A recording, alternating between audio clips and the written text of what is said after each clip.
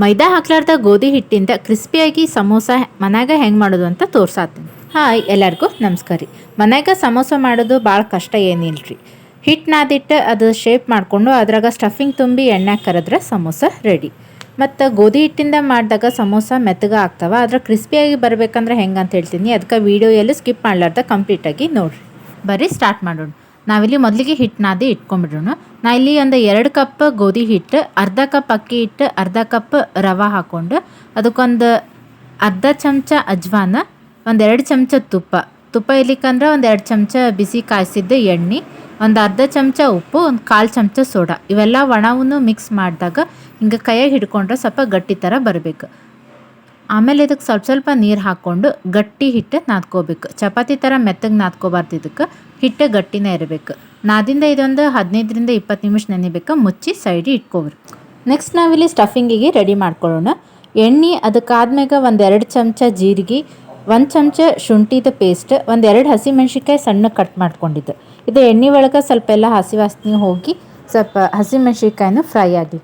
ಆಮೇಲೆ ಇದಕ್ಕೆ 1 ಕಪ್ ವಟಾಣಿ, ಹಸಿ ವಟಾಣಿ ಇದ್ರೆ ಹಸಿದು ಹಾಕೋಬೋದು, ಇಲ್ಲ ಒಣದಿತ್ತಂದ್ರೆ ನೆನಾಕಿ ಸ್ವಲ್ಪ ಕುದಿಸಿ ಹಾಕಬೇಕು. ಇದನ್ನು ಎಣ್ಣೆ ಒಳಗೆ ಸ್ವಲ್ಪ ಫ್ರೈ ಆಗಬೇಕು.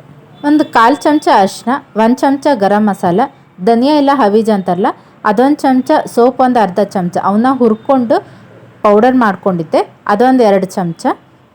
ಅಲ್ಲಿ ಹಸಿಮೆಣ್ಸಿನ್ಕಾಯಿನೂ ಹಾಕಿದ್ವಿ. ಇಲ್ಲಿ ಒಣ ಖಾರ ನೋಡ್ಕೊಂಡು ಹಾಕೋರಿ. ಇಲ್ಲಿ ಒಣ ಖಾರ 1 ಚಮಚ ಹಾಕೊಳತ್ತೀನಿ. ಉಪ್ಪು ಒಂದು ಅರ್ಧ ಚಮಚ, ಇಲ್ಲ ರುಚಿಗೆ ತಕ್ಕಷ್ಟು. ಹಿಟ್ಟಿಗೂ ಉಪ್ಪು ಹಾಕ್ಕೊಂಡಿರ್ತೇವೆ. ಉಪ್ಪು ಒಂದು ಸ್ವಲ್ಪ ನೋಡ್ಕೊಂಡು ಹಾಕ್ಕೊಂಡು ಎಲ್ಲನೂ ಮಿಕ್ಸ್ ಮಾಡಬೇಕು. ಯಾರು ನನ್ನ ಚಾನಲ್ ಫಸ್ಟ್ ಟೈಮ್ ನೋಡಾತಿದ್ರೆ ಸಬ್ಸ್ಕ್ರೈಬ್ ಮಾಡ್ಲಾರ್ದ ನೋಡಾತಿದ್ರೆ ಸಬ್ಸ್ಕ್ರೈಬ್ ಮಾಡಿಕೊಂಡು ನೋಡಿರಿ. ಮನೆಗೆ ಏನಾರ ಸಣ್ಣ ಫಂಕ್ಷನ್ ಇತ್ತಂದ್ರೆ, ಏನಾರ ಪಾರ್ಟಿ ಇತ್ತಂದ್ರೆ ಮನೆಗೆ ಹೆಲ್ದಿಯಾಗಿ ಈ ಸಮೋಸನ ಮಾಡ್ಕೋಬೋದು. ಈವ್ನಿಂಗ್ ಟೀ ಟೈಮ್ ಸ್ನ್ಯಾಕ್ಸ್ ಥರನೂ ಮಾಡ್ಬೋದು.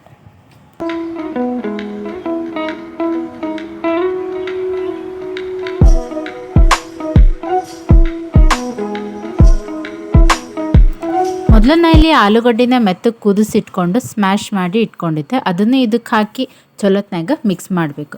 ಯಾವಾಗಲೂ ಸಮೋಸ ಮಾಡ್ಬೇಕಾದ್ರೆ ಆಲೂನ ಮೊದಲು ಕುದಿಸಿಟ್ಕೊಂಡ್ರೆ ಅದು ಬಿಸಿ ಇರುತ್ತಲ್ಲ, ಆರೋಕ್ಕೂ ಟೈಮ್ ಸಿಗುತ್ತೆ, ಸ್ಮ್ಯಾಶ್ ಮಾಡೋಕ್ಕೂ ಟೈಮ್ ಸಿಗುತ್ತೆ. ಎಲ್ಲ ಮಿಕ್ಸ್ ಮಾಡಿಂದ ಲಾಸ್ಟಿಗೆ ಮ್ಯಾಗ ಸ್ವಲ್ಪ ಕೊತ್ತಂಬರಿ ಸೊಪ್ಪು ಹಾಕಿ ಅದನ್ನು ಮಿಕ್ಸ್ ಮಾಡಿ ಆವಾಗಲೇ ಹಿಟ್ಟು ನಾದಿಟ್ಟಿದ್ವಲ್ಲ ಅದ್ರಾಗ ಸ್ವಲ್ಪ ಹಿಟ್ಟು ತೊಗೊಂಡು ಓವಲ್ ಶೇಪ್ನಾಗ ಉದ್ದಕ್ಕೆ ಲಟ್ಟಿಸ್ಕೋಬೇಕು. ಇದು ಎಷ್ಟು ತೆಳ್ಳಗಿರ್ಬೇಕಂದ್ರೆ ಚಪಾತಿ ಲಟ್ಟಿಸ್ಕೋತಲ್ಲ ಅದರಷ್ಟು ತೆಳ್ಳಗಿದ್ರೆ ಸಾಕು. ಉದ್ದಕ್ಕೆ ಲಟ್ಟಿಸ್ಕೊಂಡು ಅದ್ರಾಗ ಅರ್ಧ ಕಟ್ ಮಾಡಿ ಅದ್ರ ಸುತ್ತರ್ದನ್ನು ಸ್ವಲ್ಪ ನೀರು ಹಚ್ಚಬೇಕು. ಅಂದ್ರೆ ಸ್ಟಫಿಂಗ್ ತುಂಬಿದಾಗ ಎಣ್ಣೆ ಒಳಗೆ ಕರಿಬೇಕಾದ್ರೆ ಬಿಚ್ಕೋಬಾರ್ದಂತ ಅಷ್ಟೇ. ಸುತ್ತರ್ದ ನೀರು ಹಚ್ಚಿ ಇಲ್ಲಿ ತೋರಿಸ್ದಂಗೆ ಕೋನ್ ಶೇಪ್ ಮಾಡ್ಕೋಬೇಕು. ಕೋನ್ ಶೇಪ್ ಮಾಡಿಕೊಂಡು ಅದ್ರಾಗ ಸ್ಟಫಿಂಗ್ನ ತುಂಬಿ ಈ ಕಡೆಯಿಂದ 2 ಫೋಲ್ಡ್ ಮಾಡಿ ಮಡಚಬೇಕು. 1-2-3 ಸ್ಟಫಿಂಗ್ ಮಾಡಿದ್ರೆ ಶೇಪ್ ಪ್ರಾಕ್ಟೀಸ್ ಆಗಿ ತಾನೇ ಬರುತ್ತೆ. ಇಲ್ಲಿಕ ನಿಮ್ಗೆ ಹೆಂಗೆ ಬರುತ್ತೆ ಹಂಗೆ ಸ್ಟಫಿಂಗ್ ಮಾಡ್ಬೋದು. ಬಟ್ ನೋಡೋಕೆ ಟ್ರ್ಯಾಂಗಲ್ ಶೇಪ್ನಾಗ ಇರಬೇಕು. ಬರೀ ಗೋಧಿ ಹಿಟ್ಟಿಂದ ಮಾಡಿದ್ರೆ ಸಮೋಸ ಕ್ರಿಸ್ಪಿಯಾಗಿ ಬರಲ್ಲ, ಮೆತ್ತಗೆ ಆಗ್ತಾವೆ. ಸಮೋಸ ಕ್ರಿಸ್ಪಿಯಾಗಿ ಬರಬೇಕು ಗೋಧಿ ಹಿಟ್ಟು ಮಾಡಿದಾಗ ಅಂದ್ರೆ ಗೋಧಿ ಹಿಟ್ಟು ಜೊತೆ ಸ್ವಲ್ಪ ರವೆ ಸ್ವಲ್ಪ ಅಕ್ಕಿ ಹಿಟ್ಟು ಹಾಕಿ ನಾದ್ಕೋಬೇಕು.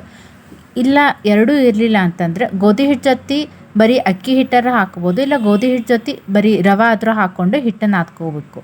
ಆವಾಗ ಕ್ರಿಸ್ಪಿಯಾಗಿ ಬರ್ತಾವೆ. ಫುಲ್ ಗೋಧಿ ಹಿಟ್ಟಿಂದ ಮಾಡಿದಾಗೂ ಕ್ರಿಸ್ಪಿಯಾಗಿ ಬರಬೇಕಂದ್ರೆ ಹೆಂಗಂತ ಮುಂದೆ ಹೇಳ್ತೀನಿ. ವಿಡಿಯೋ ಸ್ಕಿಪ್ ಮಾಡ್ಲಾರ್ದ ನೋಡಿರಿ.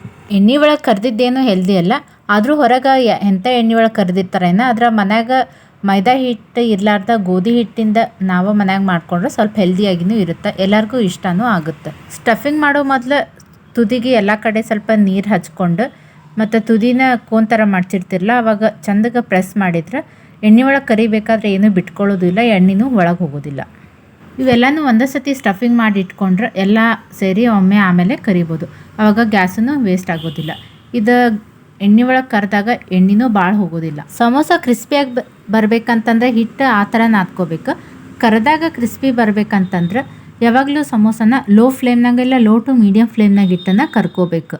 ಜೋರು ಉರಿ ಇಟ್ಟು ಸಮೋಸ ಕರೆದ್ರೆ ಮ್ಯಾಗ ನೋಡೋಕೆ ಕಲರ್ ಚೇಂಜ್ ಆಗಿರ್ತದೆ, ಅದರ ಒಳಗೆ ಹೊರಗೆ ಎಲ್ಲ ಫುಲ್ ಮೆತ್ತಗೆ ಇರುತ್ತೆ. ಸಮೋಸದು ಕರಿಬೇಕಾದ್ರೆ ಎಣ್ಣೆ ಚಲೋತ್ನಾಗ ಕಾದಿರಬೇಕು. ಕಾದಿರೋ ಎಣ್ಣೆ ಒಳಗೆ ಈ ಸಮೋಸ ಎಲ್ಲ ಹಾಕಿ ಲೋ ಟು ಮೀಡಿಯಮ್ ಫ್ಲೇಮ್ನಾಗ ಕರಿಬೇಕು. ಇದಕ್ಕೆ ಹಗಲೆಲ್ಲ ಚಮಚ ಅದು ಕೈ ಆಡಿಸ್ಬಾರ್ದು. ನಿಮ್ಗೆ ಕರೆದಂಗೆ ಒಂದು ಸ್ವಲ್ಪ ಮ್ಯಾಗ ಕ್ರಿಸ್ಪಿನೆಸ್ ಗೊತ್ತಾಗುತ್ತೆ ಚಮಚಲ್ಲಿ ಕೈ ಆಡಿಸಿದಾಗ.